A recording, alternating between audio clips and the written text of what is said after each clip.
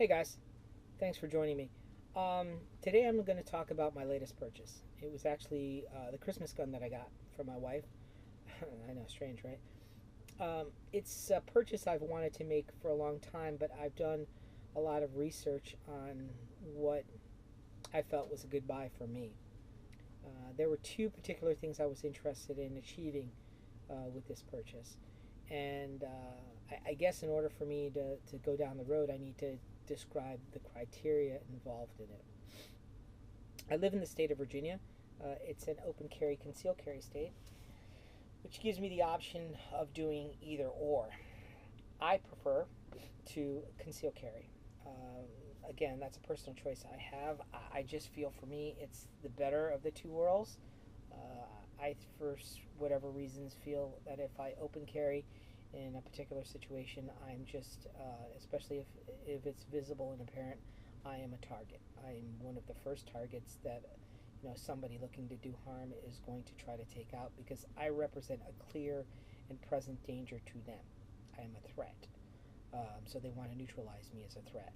Unfortunately, they have the drop on me because I don't know they want to do bad until they start doing bad. With that said, that's why I favor conceal carry, because if I'm put in a situation, I'm just another one of the sheep walking around, and if we were to look at something that happened in recent current events, such as a mall situation or the parachutings or whatever, um, you know they're going to randomly do what they do, and hopefully I can put a stop to it, or I can be in a position to affect it in some way. That's not to say that I'm focused on being the hero. It's to say I'm focused on staying alive and keeping those around me alive. But again, I digress. So the problem that I had was I had two distinct issues surrounding that.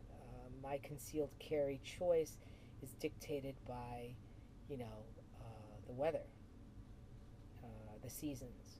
So on a day in which it's cold out, my choice to carry a medium size or larger size firearm um, is something that I can maintain my conceal status, versus in the summertime when it's hot out and I can't hide a larger firearm as well as I can a smaller firearm. But I find that when you move from one to the other, and that's not to say that there aren't small firearms in popular calibers out there, but for me, I have to work with what I have.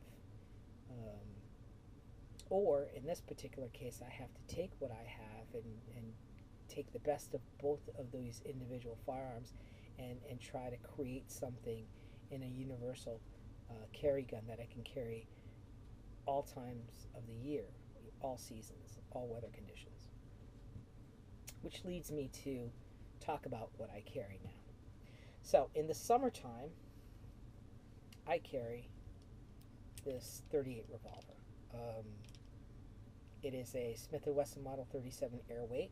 It's unloaded. It's a 5-shot revolver.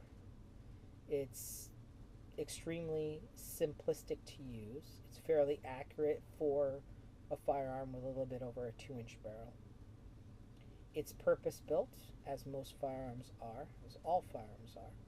This is a double action, single action revolver, and if I utilize it, more than likely it will be in double action mode.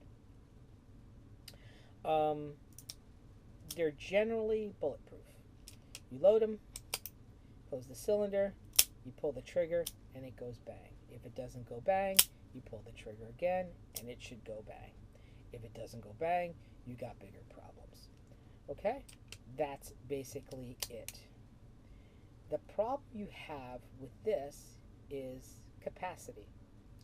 In this particular case, you're looking at 5 rounds.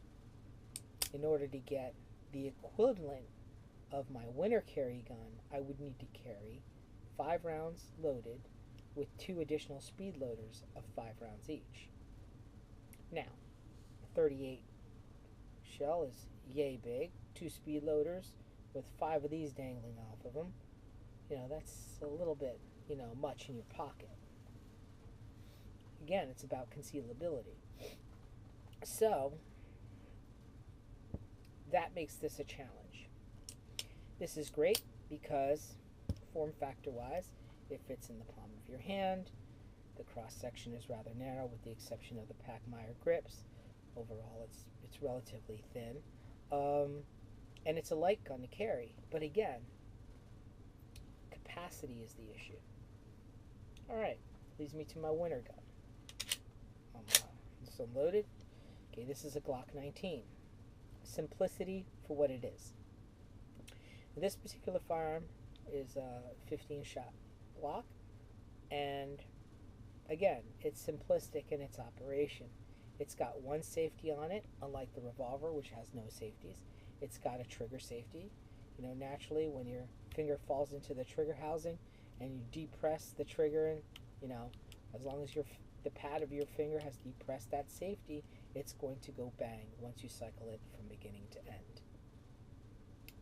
This is fantastic, but it suffers from concealability issues in the summertime.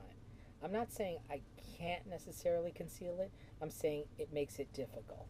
It's thicker than the revolver, even though it's not substantially smaller than the 17, which is the first Glock that came to the country. It's slightly smaller.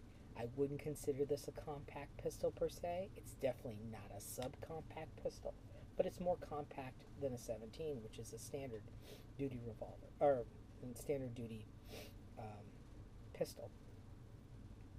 So what I was looking to do was combine the magazine capacity of a semi-automatic, yet the carryability, or in this case, form factor of the 38 Special.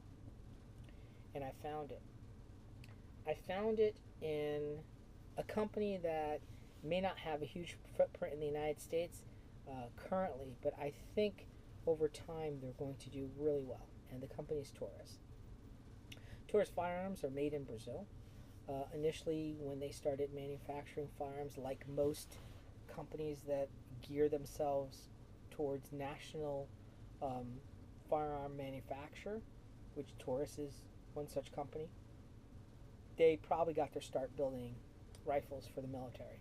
But as they moved into more, pistols, they got a lot of their milling equipment from, reputable companies like Beretta and Smith & Wesson.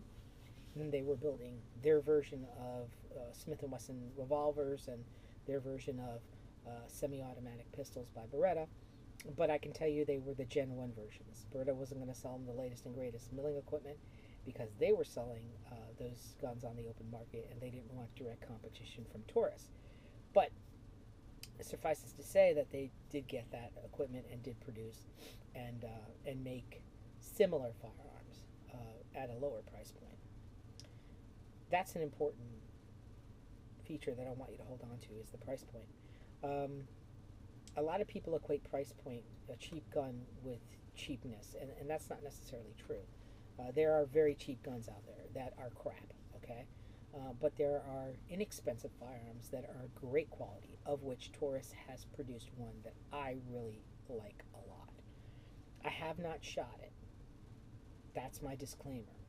I've seen people shoot it, and they've all said great things about it. I'm sure I'll probably be in the same ballpark, but I can't give it 150% endorsement till I go shoot it. That being said, the gun I picked up from Taurus is this one right here. Loaded. This is the Taurus PT111 G2 Millennium. Okay? It is a 9mm pistol. They make it 9 and 40. This one's a 9. This one has a 12-shot magazine. So 12 plus 1 in the hole is 13. Alright? Fantastic from the perspective of magazine capacity. Alright? It is a striker fire pistol, just like the Glock. It's got a similar trigger safety system like the Glock, where you detent the index of the trigger in order to cycle it. It's got some unique features that the Glock doesn't have.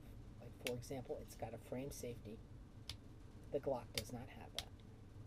It's got a Taurus proprietary key safety that when you utilize their key, you disengage the firing mechanism entirely, so it just basically makes the gun inoperable. It's got, I don't consider this a safety per se, I think this is more of a visual.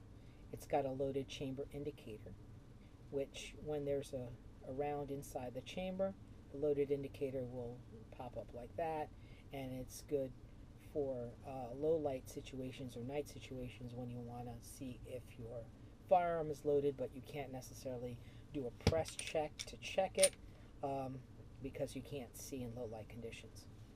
So those are three things that the Glock does not have.